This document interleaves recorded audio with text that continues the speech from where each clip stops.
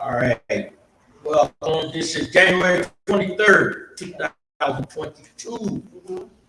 And we're going to begin our Sunday school lesson. So let's begin with the word of prayer.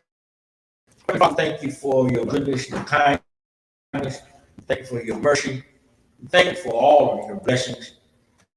And we even thank you for our trials and tribulations, because you said we should give thanks in all things. Thank you for blessing us to see another day which we haven't seen before, for all the things that you have provided, even those things we did not expect, that you've always taken care of us.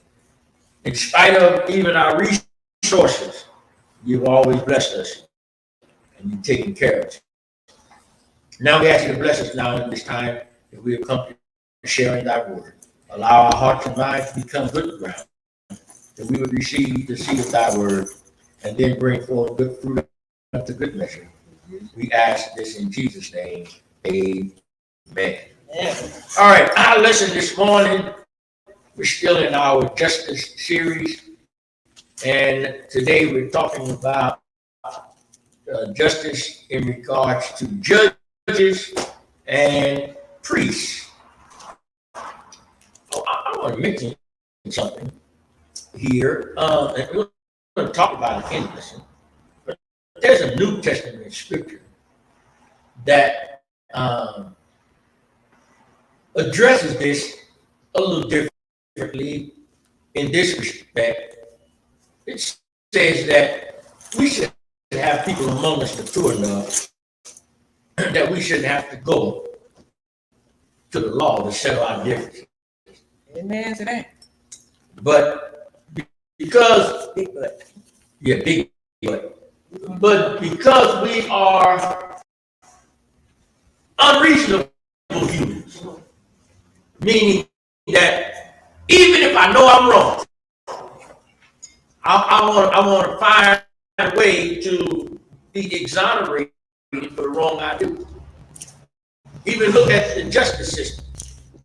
The justice system is designed that a man or woman has the right to counsel, to represent them, and to defend them. Now, and I'm going to make this statement. I think you need defense to prove your innocence. I don't agree with you need defense to get you off of what you're guilty of doing. Now, I don't need it, but you got to give some kind of defense, yeah, but here's my point.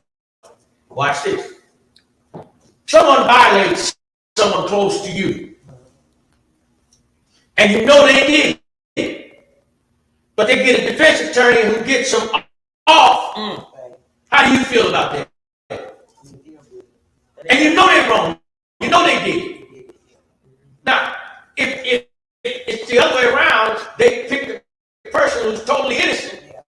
They just got to get somebody in charge to make them look good as the law.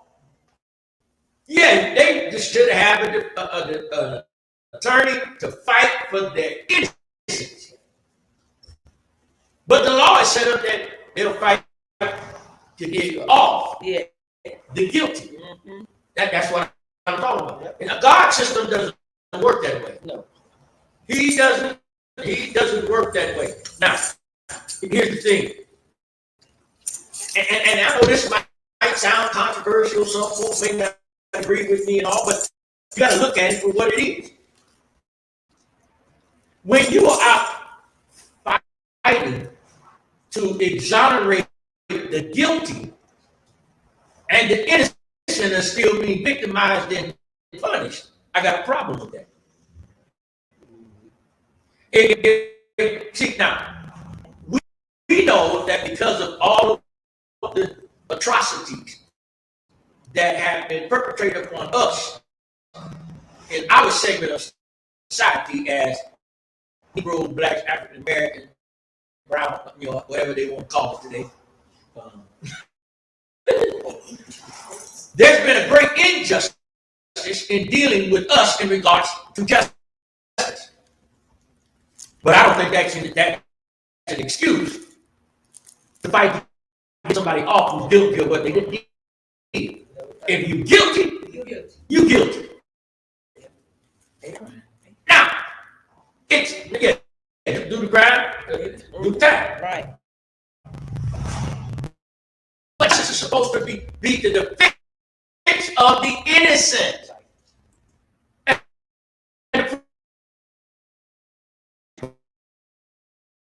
Criminals, because they have the money, can buy the right defense team, pay them enough money, agree to fight of the judge and a few other people, and get off when they as guilty can be. Right. So the Bible says we should have some people among us wise enough to even judge these matters between each other. I know when I've done wrong or right by an agreement, or when I didn't feel my end of the contract. But yeah, because we get into these situations and our human selfishness, we don't want to pay the price, even though we know we owe the money. Right. All right. So in our lesson, dealing with justice, judges, and priests, and we're in Deuteronomy chapter 16, verse 18 to 20, and then it jumps to chapter 17, verse 8 to 13.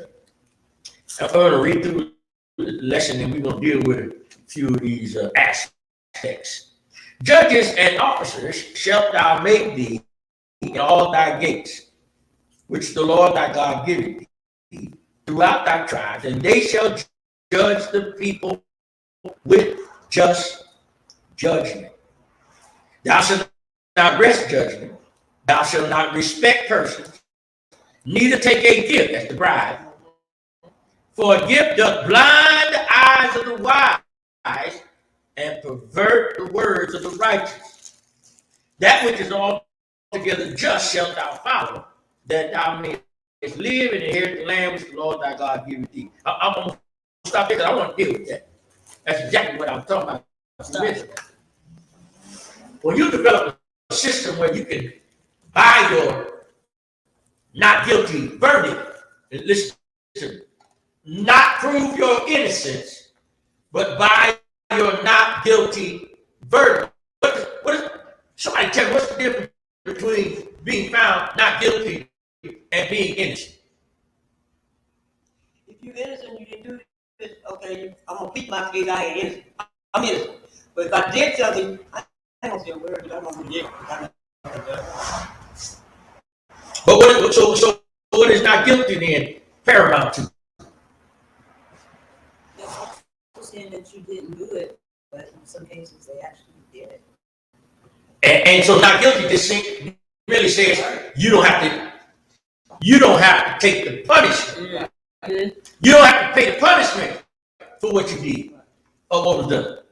Innocent means, you absolutely didn't do it.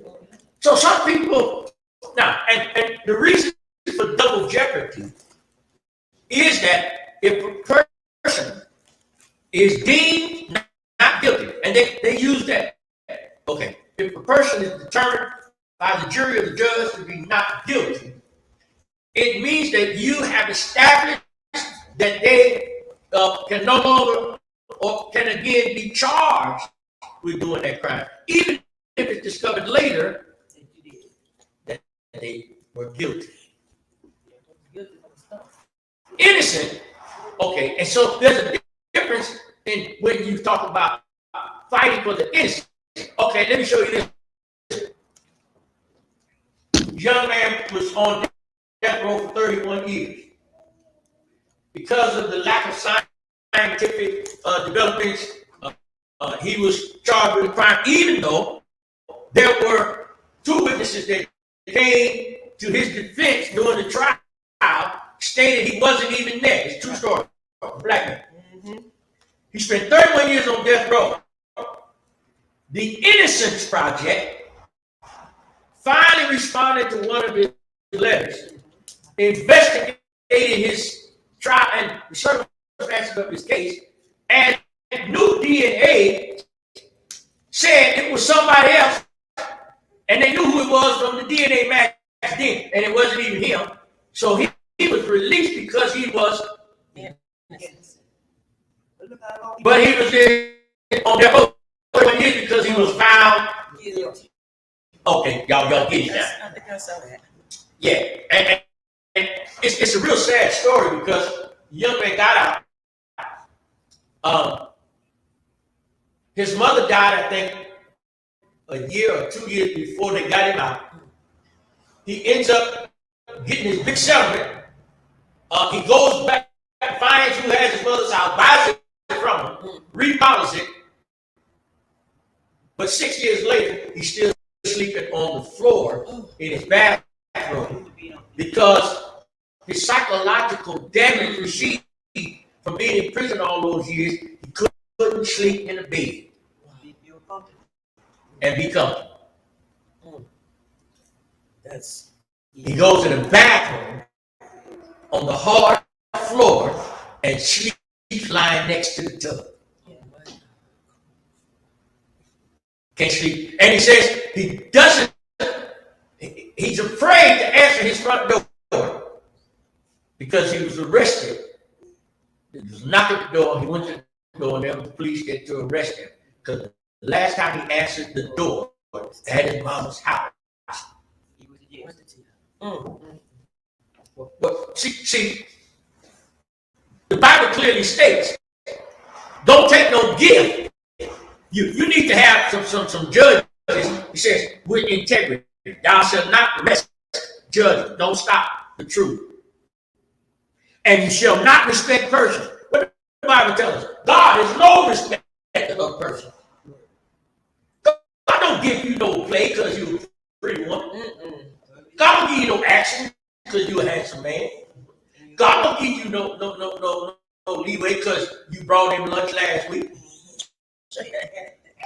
He don't do favoritism. God don't have favoritism because you're a good cook. I'm coming to your house to eat. But he ain't giving you no favors. We give people favors for some of the, Good things they do. Monday, some little things, yeah, man, no. Oh, yeah, he cool because, he's so. Yeah, man, but he just did this to my partner, man. Let it go, though, man, because, a few weeks ago, he didn't, if you're guilty of a crime, you should do the time. You should pay the punishment for the crimes you do. This young man was so messed up that, can you imagine, you walk in his house, you got these millions of dollars, but you confined to your house and you're scared to go out in public. He goes out and does these speaking engagements, but he got these people got to come to his house, got to let him know it's them, get him in the car, take him. He does the venue and get him back home. And if he's out of town, he won't even sleep in the bed in the hotel. There's something wrong when you damage the person's psyche to the point they can't even live like a human. We don't sleep on the floor. The big house by yourself. And a big house by yourself. But see, that's the difference in innocence and guilt. And so, innocent, there should always be someone fighting for the innocent. And it should always be someone ready to tell the truth about the guilty. I remember an incident. Young man got killed in front of me. They hit him with a bat 3 times, back in his head. And the third time, I actually, as he was falling, I'm standing at the bus stop. I saw his spirit leave his body. I said, oh, he dead. He was dead.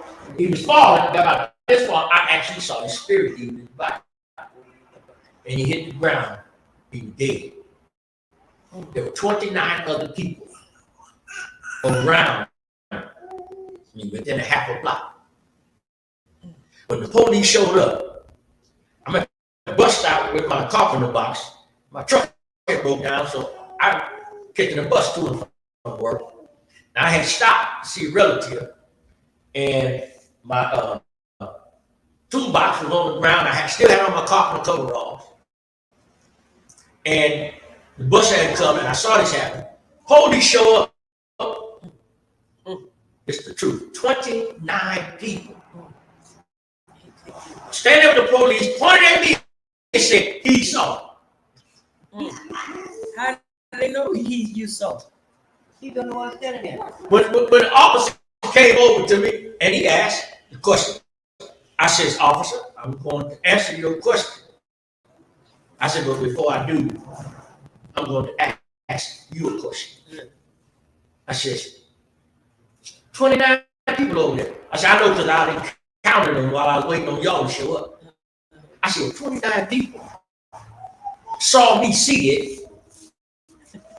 What did they see? And I said, "Yeah, I saw it." I told who it was. I told the name, the guy, everything. The guy who didn't kill it, I didn't know the guy that killed it. But the other three knew from the neighborhood. So we get to court. And before we get to court, now, one of the people that saw it was her son used to hang out with my little cousin. So I knew him real well. You know what they told me? "Man, you out here snitching.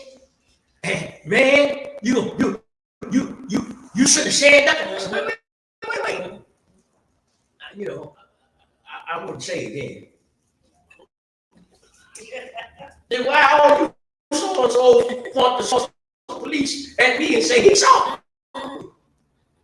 I said, "You know what? If that had been your son, you need want somebody to tell." I said, "I'm gonna tell you something. Y'all best be careful."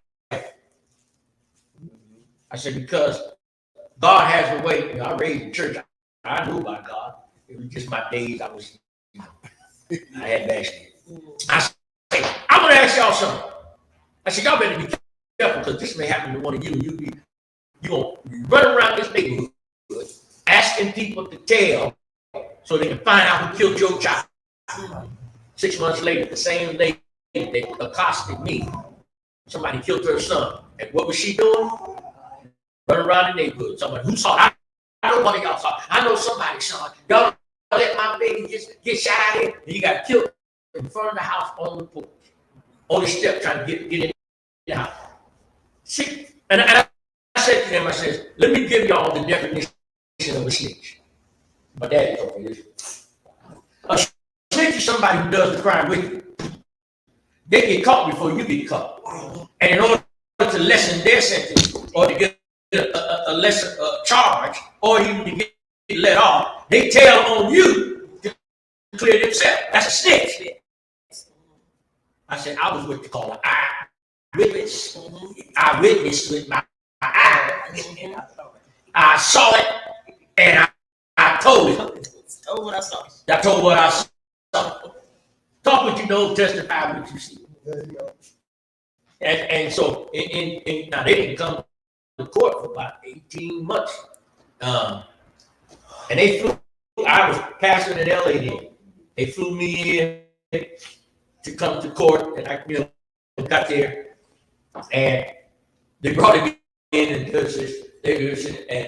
the prosecuting attorney asked me some questions, and I said, "Yeah, could I?" I said, "Yeah." I said, "Yeah." So the defense attorney walks over to me, and he says, and this is the preliminary hearing, and the defense attorney says, "Well, sir, is that the same guy that you saw? You looking at my client, and you said that the guy had a beard, and that described how it had." I said, "Look, man, he cleaned up, but he the same dude that had that back." I said, "That's the same guy that had the back." I said, "All he did was shave the hair off his face, and now he got his hair, combed." I said, "Back then he was a crackhead. Hair was all on the shoulder, he had hair all on his face, probably hadn't shaved 3 or 4 days, probably had had a bad a week or two. I said, but that's him, and his name is, and I saw, and then, so they fly me back home. I get a call the next week. No need to come back. Hit the fifth attorney. You were too strong a witness, so they pleaded it out. But here's my point. The guilty don't need defended. The guilty need rehabilitated. Right. The innocent need defended. God is saying to them, pick some judges from among you, but don't pick people who are going to side with other people. In other words, Some integrity. have some integrity. As a matter of fact, if someone's coming before you and you're a judge and you know one of the parties involved, you should recuse yourself. That means you remove yourself from the equation because you don't want to come off as biased. Because even if their evidence is correct and you rule with them, they can still accuse you of being biased because of your relationship with them. It makes sense? Yes. Moses appointed himself the first judge. They didn't have no particular process to go through. It was just that because of his position and the circumstance that fell upon him, he took on this job. But think about how it weighed on him. And if it wasn't for his father-in-law, he'd have ran himself crazy. His father-in-law, Jethro told him, say, wait a minute, Moses, you take too much on yourself. You're the leader of the people, and then you try to decide all these matters. He says, you handle the little matters, the big matters, complicated matters. He said, man, listen, you need to appoint some other judges, segregate the people in the groups, and then put somebody to judge those matters over those groups. Save yourself for the tough matters. Sometimes we try to get too involved in settling stuff. Yeah, and the hardest thing I think is for us to deal with matters within the family. Right. Yeah, I think that's real tough because there's what they call a conflict of interest that will sometimes arise because of your relationship with that family member. Right. And even when, now, here's the tough one, and we got to admit this, because we'll advise somebody even when they wrong. Look, now, we know you did. Just keep your mouth shut. See, already, we're telling them, we're already siding with the wrong. We all stick to one. Yeah, we stick to it, right or wrong. And I have a situation. They called me, just on the other side of the country, of the United States. Called me, and first thing I said, well, now y'all know this person. You already know how they are. If you all don't tell them the truth and deal with it honestly, you can't help them. See, I'm not the one the family want to run to when they're wrong. Because I think, wait. If you're wrong, then you need to figure out how you're going to fix it. How you going to make restitution. How you going to make the person you've wronged whole. Don't come to me trying to figure out how you're going to get out of it. I'm the wrong one to talk to. I'm sorry. If you're innocent, I will go to the ends, to defend you. But if you're guilty, I'm not the one to talk to. That's right. I'm sorry, I'm not the one to talk to. Because, see, this is why we can't deal or deal with them properly because we won't be honest with people. We won't tell people.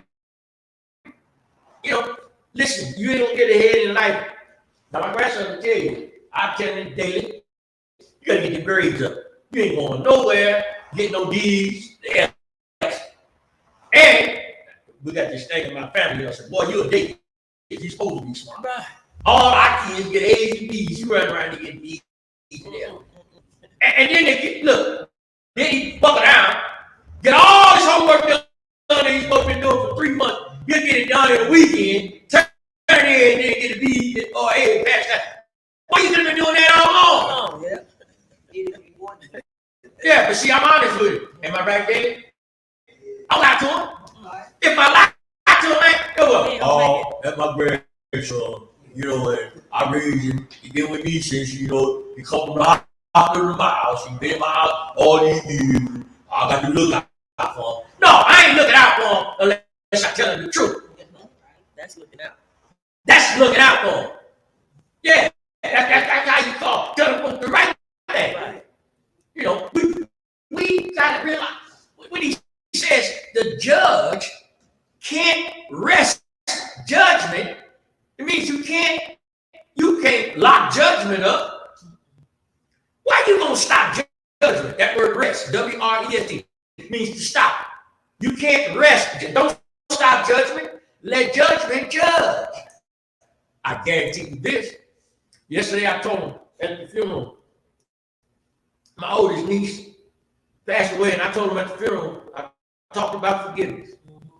I said, let me tell all you church folks, because most of them in there, you know, our family church folks. I said, all you church folks, call yourself saved, sanctified. Let me tell you something about you church folks. You're not going to heaven and get in if you haven't forgiven. Right. I said, Jesus said this. If you forgive not your brother his trespass, then the Father won't forgive you your trespasses. How do we think that we can get forgiveness and we won't give it? Right. See, judgment is just. Judgment is fair. Judgment is, you know, y'all seen the, what is it? The statue of justice? Yeah. And the scales? Yeah. Yeah. Justice is fair. They got them scales, you know, and what it's saying is the scales are going to tip in the right direction. They're supposed to tip for truth. See, one side of that scale represents lies, and the other side represents truth. And justice should always end up with the scales on the side of truth. Yeah. And let's just be honest. See, here's the thing. If they are wrong and have made a mistake, our job is to correct them and to teach them so they don't repeat the mistake. Not, what's that word? Not coddle them and cover them. Because when we cover them, guess what? The crime gets worse. Yeah. See, if we cover them for the little theft, then they're gonna think it's already steal, and they're gonna start stealing bigger things. He gonna get me off. And before you know it, you know, my daddy, before you know it, you done hocked your house and lost it because you done hocked your house to bail them out. They done skip bail, and now the bonds are coming to take your house. My daddy said to us, he says, wait, he told my brother Sam, he said, Sam, you're too pretty to go to jail. he said, you go to jail, you're going to come out somebody's girlfriend. That's what he told me. He told me, he said, Junior, you smart. He said, but I'm going to tell you something. You get in trouble, I'll bail you out the first time. He said, but you go back and do it again, you don't even have a daddy to call. See, the thing is that, and he said this, he said, you got to learn that you got to take responsibility for your actions. Okay? And he told his story. My father was, he was in the Air Force. He was going up in rank, very intelligent, and, you know, he was about to go to Officer Academy School. My daddy got caught on his weekend hustle. On Friday, they would take their little motorboat and go out to this island out there in Mississippi. Him and his partner had built a steel out there. And they go out, they make moonshine. And they making big money on the weekends. He making $400-500 off moonshine. He wasn't making that much in the military in 54. 56, he died and he said, son, when I got caught, I didn't tell him it wasn't me. I didn't say I didn't do it. I was caught. Right. I had to take punishment. Right. See, ruined his career, but he says, I knew it when I did it. Those were the consequences. See, we got to realize that justice is not concerned with how bad you feel after you get caught. You should feel that bad not to even do it. Thank you. Yes. You got to learn that you have responsibilities, and you got to make sure you keep yourself in the position you can meet your responsibilities. People go out and make bills they can't pay. You already knew you couldn't afford to pay me when you went down. Right. See, my daddy was a realist. I remember the first time I was going to buy a car. And I told him I wanted, but I was going to get it. He said, okay, son, can you make the payment? I said, yeah. He said, well, can you afford the car? I said, I just told you. He said, no, you said you can make the payment. He says, affording the car is not payment. He says, that particular car, how much is the insurance on it? Because remember, you buying a car and you buying a luxury car, your insurance is going to be more. For two reasons. You're under 25, you're inexperienced driver, and you buying a new car, they're going to make you get full coverage. Right. At my age, the insurance was more than car note. Yeah. And I paid it because I could pay the note. I could afford it. And then he says, what about maintenance? I did this to one of my daughters when she wanted to buy a Lexus. And I got on the phone. I called my cousin who had a Lexus. I said, cuz, my daughter wanted to buy a car. I said, talk to her. He got on the phone.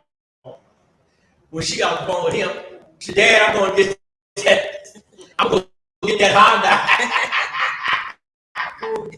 She wanted the Lexus. I talked her to go and get that Honda. The maintenance on the Lexus was going to kill her. Yeah. And he told her how much it cost when he had changed his starter, how much it cost to change the alternator, how much the tune-up was on the car, how much the brake was shot. When he got to tell her all that stuff, she had me on the phone. And I said, all right, thanks, cuz, on the phone. She said, okay, we going back and get the Honda. Get a Ford Chevrolet. Get something you can handle. Yeah. That's it. See, justice and judgment only deals with truth. It doesn't deal with the stuff we want it to deal with. Right. Well, I just went and got my hair did and my nails done. I'm cute today, so judgment, justice, you gotta let me off the hook. Like folks go clean up for the court date. Isn't that something? You ever notice that people get all dressed up for their court date? They will shoot all their life. And they go, look, the attorney dress them up in a suit, dress them all up, make them look like they just walked out of Vogue magazine, got the haircut. The woman that went to the beauty shop, and then she went to the nail shop, hair right, clothes right, and don't know when the last time she wore a dress, but she come in with a dress, short off her shape. You thought you tried to entice the judge and the bails and the jury. Oh, Exactly. you see what I'm saying? You dress it up. No, you dress it up because you trying to attempt or draw sympathy because of the way you look. Justice deals with truth. Justice doesn't deal with the game you're trying to run. Yeah, you're trying to run a game on the justice system. And justice ain't going for that. Judgment, then, so he says, do the right thing. Now, look what he says. If there arise a matter too hard for thee in judgment, between blood and blood, what I say, the hardest situation to deal with is when it's between family. That's what blood and blood is. Between plea and plea, between stroke and stroke. Being matters of controversy within thy gates, that means within your household. Now, you know the hardest thing to settle is arguments between a brother and sister or two brothers in the house. And especially when one of them think they the favorite. And then too, you know, how if you do decide the matter, yeah, mama, you always take her side. Mama, you always take his side. I'm taking the one on the right side. Yeah, but he said, if you have that problem, then thou shalt arise and get thee up into the place which the Lord thy God shall choose, and thou shalt come unto the priest and the Levites and to the judge that shall be in those days and inquire. In other words, if you can't handle it, go take it to somebody else who can. And it should be what? An unrelated, uninterested party. Ain't no sense you trying. Listen, you can't settle the argument between the folks in your household. He said when it's blood and blood, when it's plea and plea, stroke and stroke. That means sometimes business partners. That's why you have business agreements. They are partnership agreements that spell out the responsibilities of each person. And you know how we do it. You say you look, Bishop, I ain't what I said. Yeah, you did. When we said we're going to do this what you did. Nah, that ain't what I said. That's what you thought. Okay, now, if it's in writing, you can't dispute that. Ain't no sitting there just talking about, no, I said it. Bishop pull out the paper and say, he did right here, you signed it. Well, see, when I signed it, I wasn't thinking that. I was thinking that. No. No, you ain't. See, we got to start seeing things for what they really are. The truth is the truth. And the truth stands on its own merit. Then you know the story is that the lie travels on wings. That's why a lie get around real fast. Yes. But the truth only has legs. But the lie don't have no legs. So when the lie gets to its destination, it's been flying so much and so hard, it's tired and it can't stand, so it falls. But the truth is still standing there on its two legs. The truth will always stand when the lie will fall, because the lie don't have a leg to stand on. And thou shalt do according to the scriptures. Now here's the other thing. I thought about this yesterday. I said I was going to talk to my siblings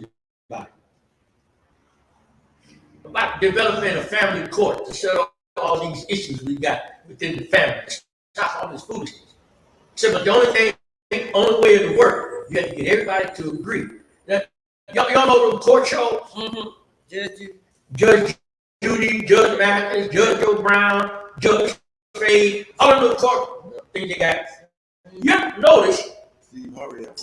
Yeah, Steve Harvey got a new one. But you all notice when it comes on, they always make this statement. The parties have agreed to stand by the decision of the judge. Now, if you ain't willing to stand by, why have it? Now why would you go on Judge Judy, knowing how Judge Judy is, and agree to go on there, and you ain't gonna, and you know you'll catch the change, and you know you ain't right. No, she gonna figure out, but you gonna go on there and say, I know she ain't gonna like me anyway, because I'm a black woman. Why'd you go? Why'd you go? If you weren't willing to abide by whatever decision she made in people's court. Oh Lord, that's a funny one to me. You know, and they always had that little crowd out there. But what do y'all think? Yeah, If you're not willing to abide by decision, listen to what he said. Thou shalt do according to the sentence which they of that place which the Lord shall choose shall show you, and thou shalt observe to do according to all that they inform thee. If you're not going to abide by the rules, if you're not going to agree with the decision, that's verse 10 of chapter 17. If you're not going to agree to it. Now, we talk about the system, we talk about, listen, I tell everybody, before you even get involved in something, you should study and determine all the consequences about, all the ramifications before you even get involved in it. You see something and you just, oh yeah. People doing good with that. Yeah, do you know everything that's entailed?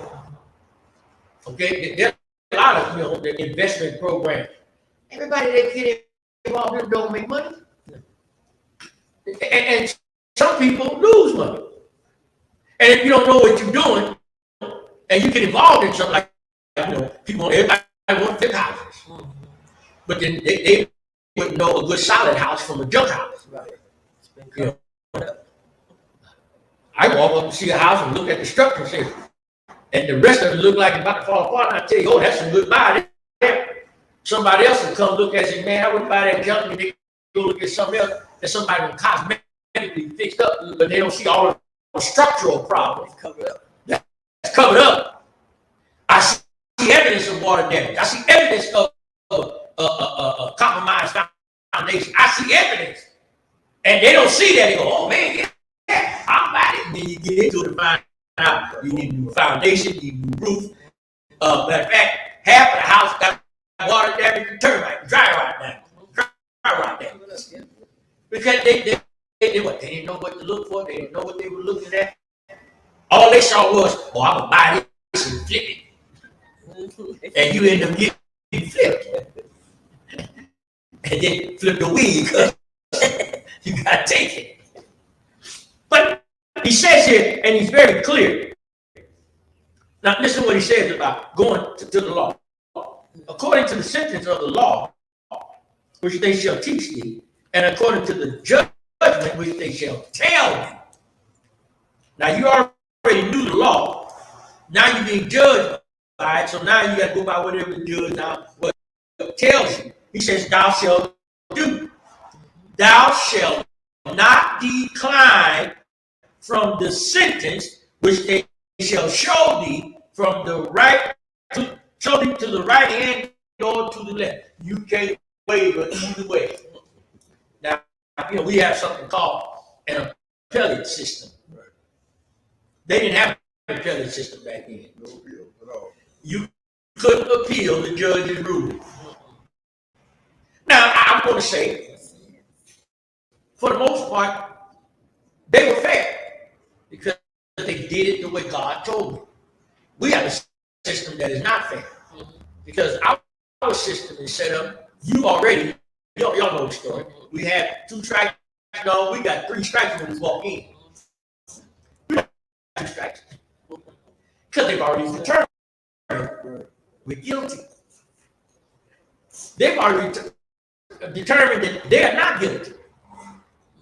You remember the case they just settled, the Marbury killing. The first prosecutor that got the case, they should have tried it, sent it to another DA in another county. Because she was one day friends, and she called herself, she was trying to, watch this, under the guise of recusing herself. She sends it to the next thing, but she asked him, do all you can not to even charge. So was she really recusing herself? No. She was covering up the fact that she wanted to what? Cover up what they did. Right. That's the difference between guilty and innocent. In the lesson today, they're dealing with how do you deal with the guilty and the innocent based upon guilt and innocence. And once it's been determined, you are obligated to take the sentence meted down to you, and you could not decline it, and you couldn't move to the left or the right. You're guilty. He says, and the man that will do presumptuously and will not hearken unto the priest that standeth to minister there before the Lord thy God, or unto the judge, even that man shall die, and thou shalt put away the evil from Israel. And all the people shall hear and fear, and do no more presumptuously. In other words, you could jump the gun to do what you wanted to do to avoid the prosecution, because then they kill you. It was better to stand trial, especially if you were innocent. Because see, what does acting presumptuously generally indicate? Okay, who jumps bail and runs? Guilty. So being presumptuous indicates you probably be guilty. Yeah. Why run again? The innocent have no need to run. Now, Yeah, you do. in circumstances, now, and we be realistic, they have put black folks in circumstances where You have to run. we have to run because they ain't gonna do fair. That's what they did to us. We made some strides in recent years, but we're nowhere near out of the woods. I make that real. We have to be more clever. And remember, the system that we're dealing with is not the system they're talking about in the lesson today. Because this lesson, this system dealt with making sure that the innocent were found innocent and declared innocent, and that they were treated fairly. But listen, that one thing that they bring out in 17 is when you're dealing with family.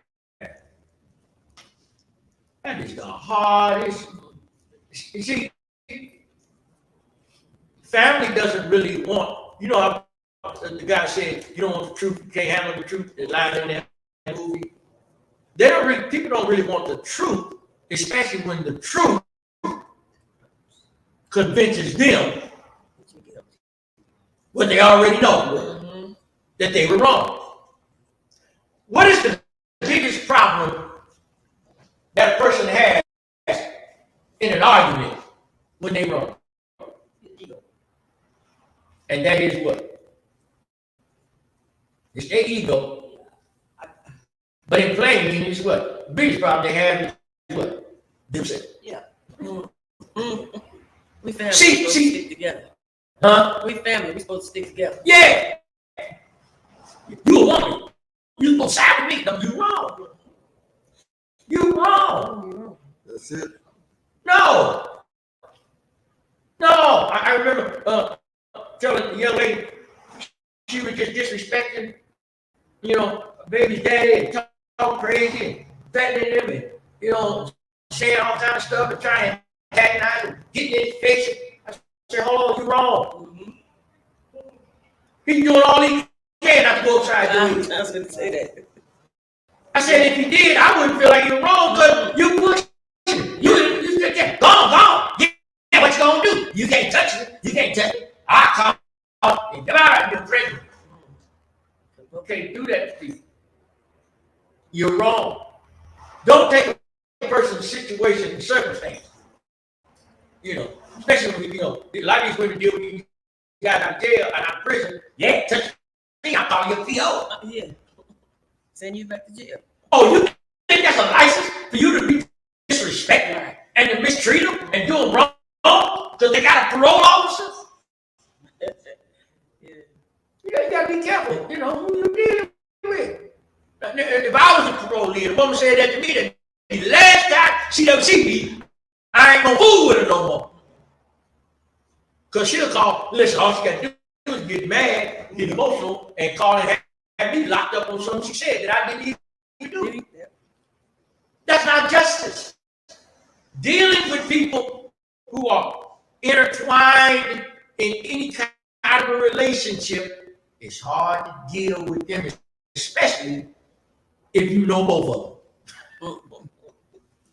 So man, you're supposed to be my friend. Done that. And you supposed to tell him he's wrong. I introduced you to him. Well, He would be your friend if I had introduced you to him. You was my friend first. yeah. And I know you done heard that. I done heard it too many times.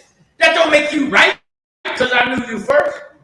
So the difficult thing that he says here, Moses had that problem because when they were dealing with issues between family, blood and blood, plea and plea, stroke and stroke, these were parties who were familiar with each other or related to each other. And it's hard to deal with them kind of folks because, and generally, they know the person who's making the decision too. Why did their mama always get choosing the wrong side? Mama never did like me. Mama been taking care of you. Mama been going back for you all your life. Now, Mama told you wrong. You never did like me. You gotta be smart. And I'm gonna give y'all this one. Sometimes dealing with kids, you got to be intelligent with them. Like first time they come talk about, I need an allowance. Well, tell them this: I allow you to sleep in my bed. I allow you to sleep in my bed in my house. I allow you to eat food that I buy. I allow you to watch the TV that I pay the PG for, and I pay the cable bill for. I allow you to drink stuff that I buy. I allow you to sit on my couch. That's your allowance. When you gonna start paying? Thank you. See, because this thing of entitlement, you think they entitled. Right. See, you're not entitled to the plea going your way just because you know the judge, or you relate to the judge, or the judge's daughter is your best friend. The most difficult challenge that Moses had was dealing with people who were related to each other. So you got to overcome that by getting a disinterested, non-related party to settle the matter. Right. Stranger. A stranger. But see, we even think that's unfair. Because why'd you pick them? They decide against me. Because he don't know anything. Exactly. So, in what time is it? Okay. In concluding this, let me put it this way. Right and fairness is not favoritism. We look too much for favoritism when we should be looking for right and fair. And if you're going to judge a matter, judge it fairly and rightly, and truthfully, and there never shall be any favoritism in your decision. Because if you act it off favor, you'll never be fair. Right. So when they make the statement favor ain't fair, they're absolutely right. Favor ain't fair, Amen. but justice is. Justice is. Truth is. Amen. Well said. There's not too much to wrap up after that. I'm not gonna wrap up, but one thing I can say is talk about truth. We talk about truth, and you know, I remember this, I thought about the story that I heard. Yeah, I'm talking about Uncle Sam was riding down, the love animals. He said, Uncle Sam was riding down the street. He said, he was telling me about it was a Thanksgiving dinner. He was talking about, he was riding down the street and he passed this house that had a sign that his dog for sale. And he said, he said, he looked at it again and said, talking dog for sale. He said, So he went parked his car and he went on over. Asked the guy, he said, your sign says you have a talking dog for sale and it's cheap. He said, I want $10. $10 for a talking dog? Something got to be wrong. Somewhere. Yeah, let me see that dog. So he walked around down the house, dog sitting back there and back. Just leaning back against the house and said, okay, talk to him. Dog looked up and said, yeah, what do you want to talk about? He said, tell me something. Well, let me tell you this. I was in Vietnam and I killed, I fought in Vietnam for a year and I killed a bunch of Vietnamese and they brought back home. The VA wouldn't take care of me. So I really enlisted and I went on to the Gulf War and I fought in the Gulf War and I did this and I did that to get back home. He said, man, this dog can't talk. He said, why you want to sell the dog so cheap? He said, all I do is laugh.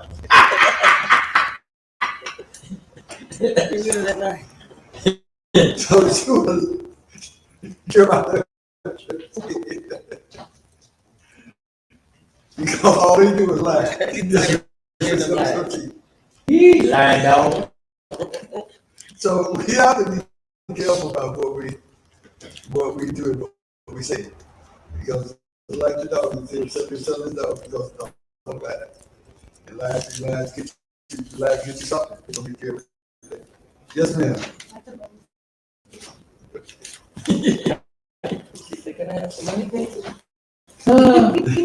So we have to understand these. Father Jesus, thank you, Lord. So I'm just giving you this sanctified song, let it just each and every giver. Give back 100,000 for you.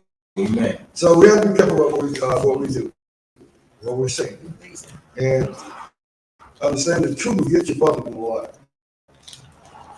Even though sometimes it's kind of hard to get to understand that, but so a lot of times truth is going to life. And the idea that the idea of the law of this country is right. The idea, there's nothing wrong with the idea. It's something wrong with the concept. And we have to take a look at the concept, not the idea. How do you conceive something out that's good? We take the same thing when we look at scripture. The concept of scripture is truth. How we perceive it, once given, it's another story. Amen. So we're going to close out our Sunday school. We're going to get ready in about 3 minutes. I'm just stressing a bit, and we're going to report on morning service.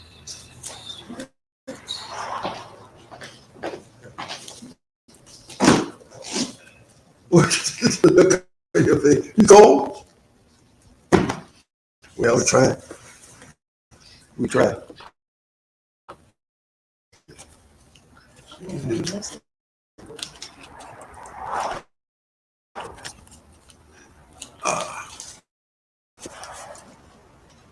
it pause?